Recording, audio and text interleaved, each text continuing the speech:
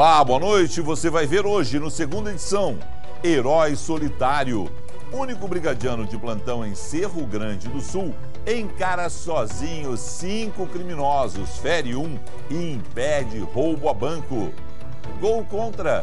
Ministério Público apreende carros de luxo e obra de arte de Roberto de Assis Moreira, irmão e empresário de Ronaldinho Gaúcho, em processo que envolve crime ambiental. Saúde arrendada. Aos 183 anos, crise leva Santa Casa de Rio Grande a anunciar gestor privado. Instituição é referência para 23 municípios. Ensino e paz em sala de aula. Em 15 dias, Porto Alegre viu 5 educadores serem agredidos fisicamente. Mas eles não são os únicos afetados por esse tipo de violência. Nós podemos dizer que nós todos acabamos sendo vítimas. O SBT Rio Grande, segunda edição, está no ar.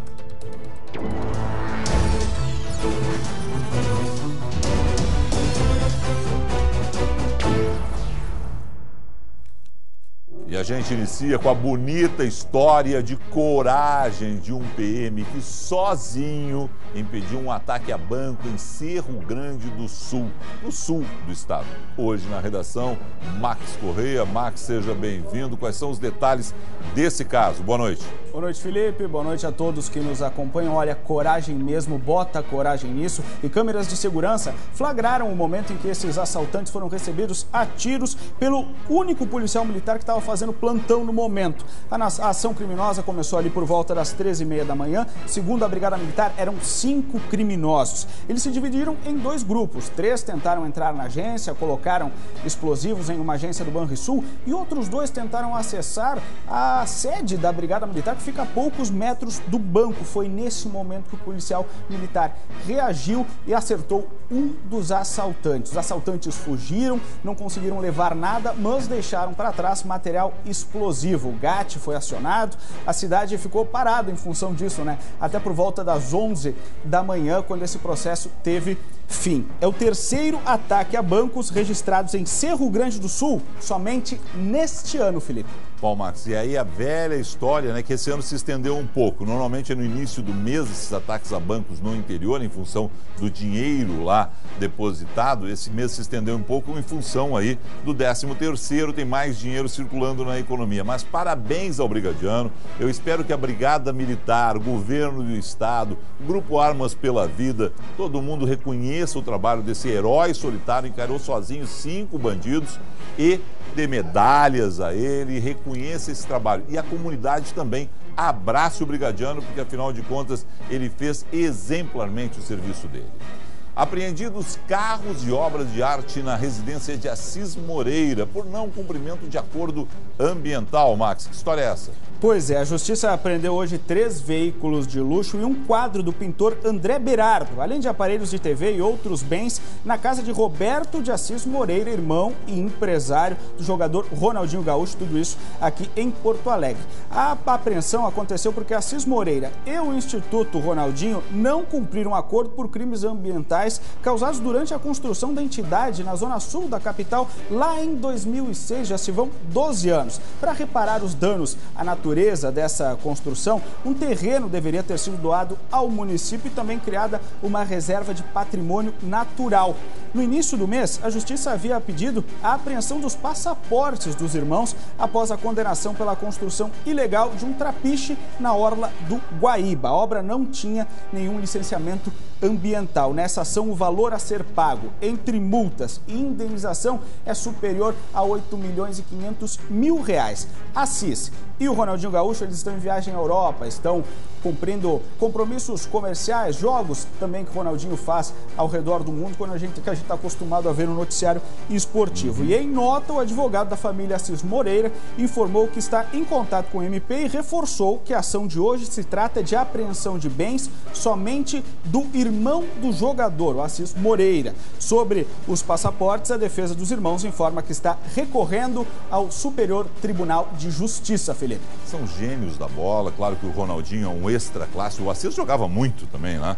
Mas que tristeza quando a gente tem que dar uma notícia dessas, né? Que cometeram um crime ambiental, foram punidos e não estão pagando devidamente aquela pena que foram determinada pela justiça, né? E aí hoje o Ministério Público teve que realmente entrar na casa do Assis, recolher os carros, recolher a obra de arte, e a gente espera que rapidamente eles retornando ao Brasil, né, se flagrem que eles têm que dar exemplo, porque afinal de contas o Ronaldinho é reconhecido no mundo inteiro pelo seu talento da bola, tem que ser reconhecido também fora de campo pelo que faz.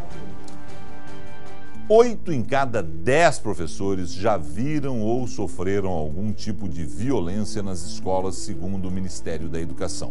A realidade que mostramos aqui no SBT-RS nas últimas semanas e motivou a nossa campanha contra a violência em sala de aula. Acompanhe agora a primeira reportagem especial sobre o assunto. 24 de outubro.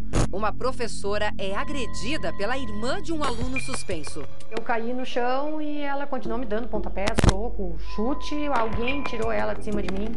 31 de outubro. A irmã de um estudante bate numa professora que cai e quebra os dentes. Não foi ela que foi agredida, todos nós levamos um soco na boca. 6 de novembro. A diretora da escola sofre arranhões de uma mãe que se atrasou para buscar os filhos. Infelizmente, a motivação para o trabalho está bem complicada. 7 de novembro. A mãe de uma estudante agride 5 professores após a menina não participar de um passeio. No dia seguinte, ela atropela um PM após uma discussão em frente à escola. A violência nas escolas não é novidade. Cláudia é professora de educação física há quase 20 anos. Desde 2013, trabalha nesta escola da Restinga, na zona sul da capital. O colégio já ficou em meio ao confronto de facções criminosas. Em junho do ano passado, um tiroteio levou pânico às crianças que brincavam no pátio. Mas foi a violência interna que abalou a educadora. Bati com a minha cabeça, joelho, eu não tive nem como me segurar. Primeiro porque foi muito de repente. O número de agressões a professores na rede estadual impressiona. Só no primeiro semestre foram 175 casos, quase um por dia. Mas já foi maior. No mesmo período do ano passado, chegou a 290. Mas a Prefeitura de Porto Alegre não tem este levantamento.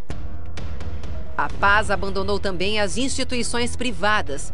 Onde há mensalidade a pagar, cresce a ideia de que educação é uma mercadoria e o professor um mero prestador de serviços. Principalmente constrangimentos que passam, assédio moral. Não é de hoje que o professor sofre com a desvalorização. Baixa remuneração, salários parcelados, atrasados, estrutura precária, falta de políticas públicas para a qualificação profissional, tratamento hostil de governantes, sem contar projetos de lei que trazem ainda mais tensão para a sala de aula. O resultado deste descaso histórico está num estudo realizado este ano pela Fundação Varkin em 35 países. O Brasil ficou em último lugar no ranking que avalia o prestígio do professor. Criou-se ao longo dos tempos uma ideia de que o professor é incompetente, de que o professor não tem habilidade e o culpado do não aprender da criança passa a ser o professor. Para este filósofo que estuda educação e violência, este cenário pode impactar nas futuras gerações. Impacto que a gente vai ver daqui a alguns anos também, né, na formação desses adolescentes que são cidadão de amanhã. Nós podemos dizer que nós todos acabamos sendo vítimas. E ela não mereceu isso. Para conversar sobre o assunto, eu recebo aqui no estúdio Jurema Elizabeth Pinheiro Silveira, conselheira da Federação das Associações e Círculos de Pais e Mestres do Rio Grande do Sul. Obrigado pela sua presença. Boa noite. Boa noite. Qual é a responsabilidade dos pais nesses casos de agressão de alunos e mesmo muitas vezes irmãos de alunos a professores e funcionários de escolas? Olha, eu acho que tem que haver uma parceria, os pais têm que estar mais presentes, né, na educação de seus filhos, que é uma coisa que tem que vir de casa, e eles fazer essa presença mais assídua na escola, não ir só para reclamar, para brigar, se fazer presente, participar das ações da escola. Os pais estão muitas vezes lavando as mãos nessas questões, deixando tudo para a escola? Eu sou mãe, faço parte da federação e a gente sempre faz muito esse chamado, porque a gente vê uma grande falha neles quererem participar nos CPMs, no conselho escolar, que é onde precisa dos pais para as verbas da escola, para merenda, para manutenção, e os pais não querem participar. E então a gente sente essa falta, esse abandono. A senhora é mãe de aluno e também funcionária de escola. Também a senhora entende o caso pelos dois lados. Na própria pele, isso. Eu trabalho há 19 anos, funcionária pública e mãe, tive 3 filhos já na mesma escola e sempre procuro participar, tanto que eu estou na federação, no conselho da alimentação, e eu vejo quanto isso faz diferença. Mas os pais querem evitar isso. É que nem reunião de condomínio. Todo mundo quer o condomínio bem, mas ninguém quer ir lá pegar e abraçar a causa. São duas causas juntas. Os pais não querem um pouco e ainda há escolas que são resistentes em receber os pais. Por quê? Talvez eles pensem que seria maior a incomodação, ou que eles estariam se metendo no serviço deles, e não é o que a gente quer. A gente quer que a gestão democrática seja posta mais em prática, né? E os pais, quando se sentem repelidos no primeiro momento, não voltam. Quando voltam, talvez voltem agressivos. A gente sente isso. Porque os que são bem tratados, eles vêm, a gente consegue conquistar, ter eles dentro da escola, e é muito boa. Escola é um local de ensino e não de educação. Os pais têm essa noção hoje em dia. A senhora que está no dia a dia, como funcionária, entende isso? Olha, os pais educam e trazem para os professores ensinar, ou os pais estão largando lá as crianças das escolas, muitas vezes de um depósito lá, para enquanto os pais vão trabalhar ou fazer outras atividades, ficarem em um local? Nós temos muitas situações, né? Nós temos essas crianças, filhos, né, do tráfico, que tem um pai que está na cadeia, uma tia, alguém que cuida, tem outros que estão em abrigo, mas que são bem presentes, estão mais ali. E os pais, que às vezes é composto só pela mãe, que é pai e mãe, que trabalham o dia todo, né, e que as crianças se cuidam sozinhas. Então temos vários componentes que geram essa...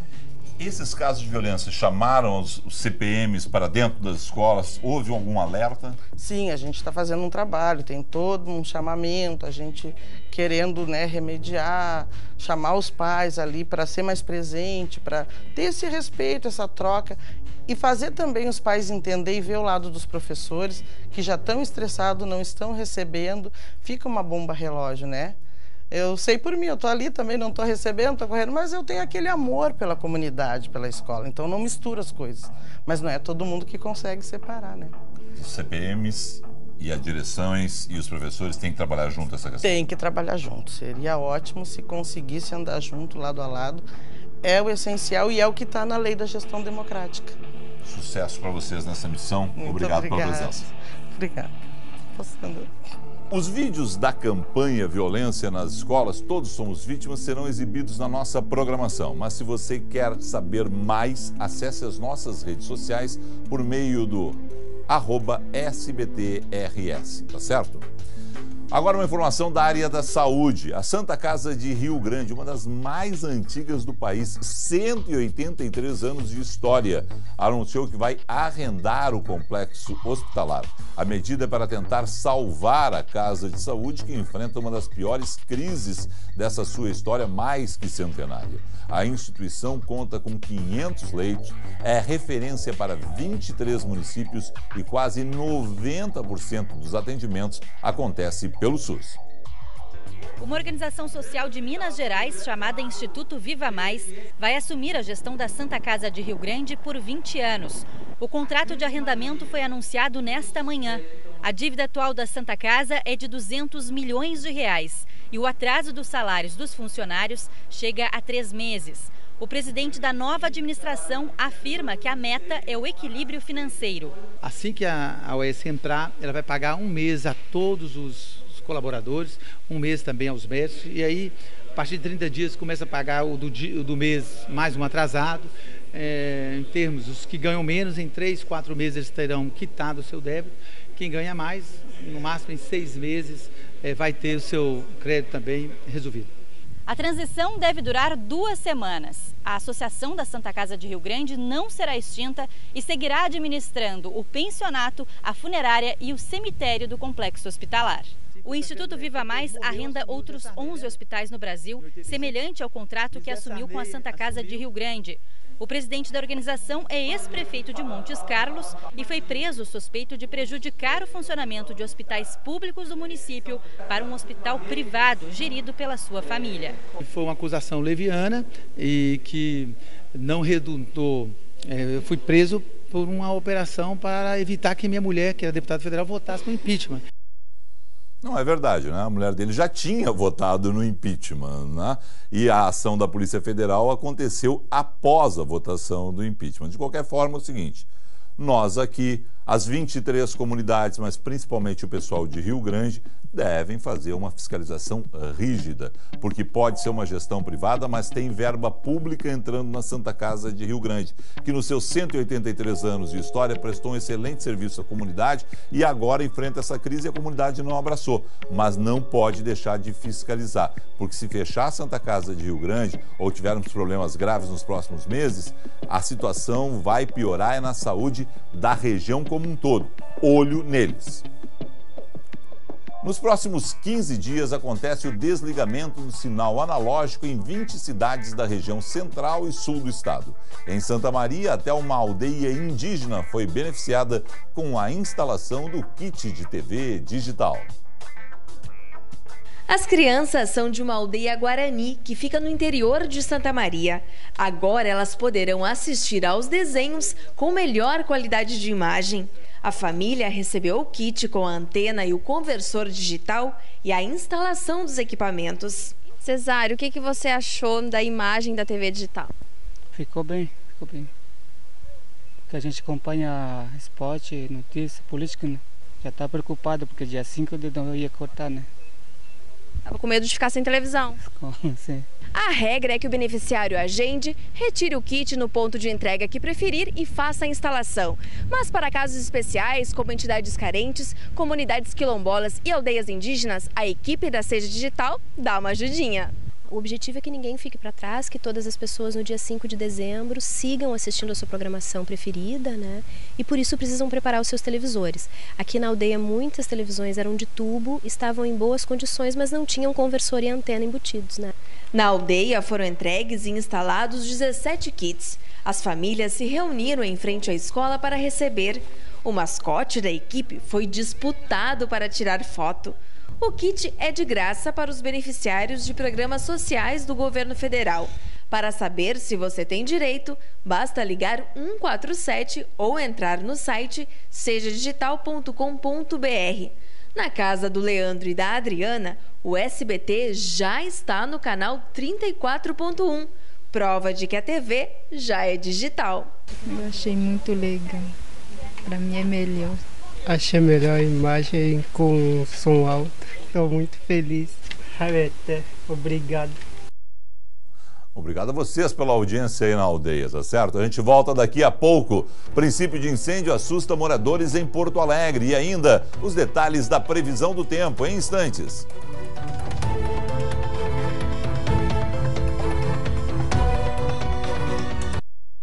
SBT Rio Grande, segunda edição. Oferecimento Sicredi. Abra uma conta e descubra que gente que coopera, cresce. Farmácias Associadas. Aqui você tem amigos. Educação Adventista. Muito além do ensino. E Fê Comércio. Com você, a gente faz a economia girar.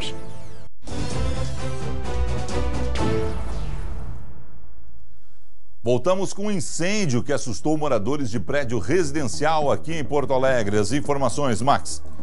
Pois é, Felipe. Ontem mostramos, aquele caso em que uma mulher pulou do prédio durante o incêndio e acabou se ferindo gravemente, mas dessa vez ainda bem foi de menor gravidade. Aconteceu tudo na Avenida Carlos Barbosa, no bairro Medianeira, aqui na capital. Segundo o Corpo de Bombeiros, um rapaz estava cozinhando por volta das 2 horas da tarde de hoje, quando o fogo se alastrou. Foi preciso utilizar o caminhão, como a gente está vendo nas imagens, para controlar as chamas. O rapaz teve algumas escoriações no braço, mas passa bem, Felipe. Ainda bem, né?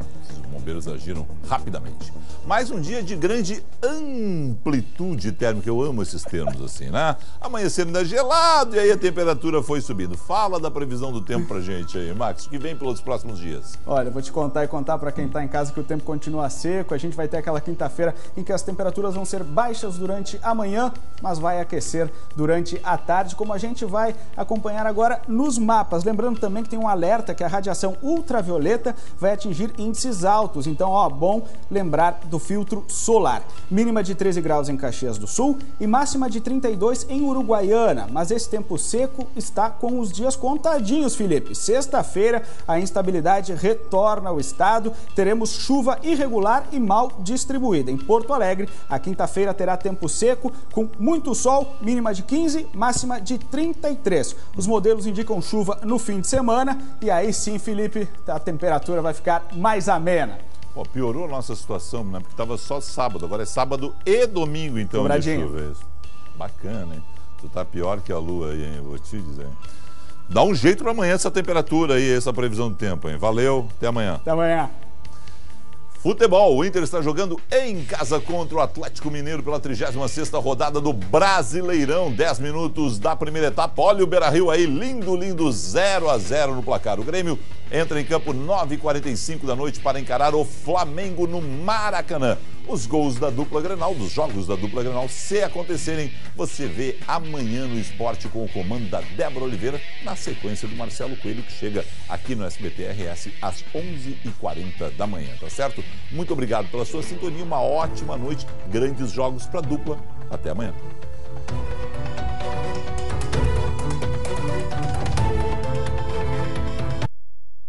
SBT Rio Grande, segunda edição. Oferecimento Sicredi. Abra uma conta e descubra que gente que coopera, cresce.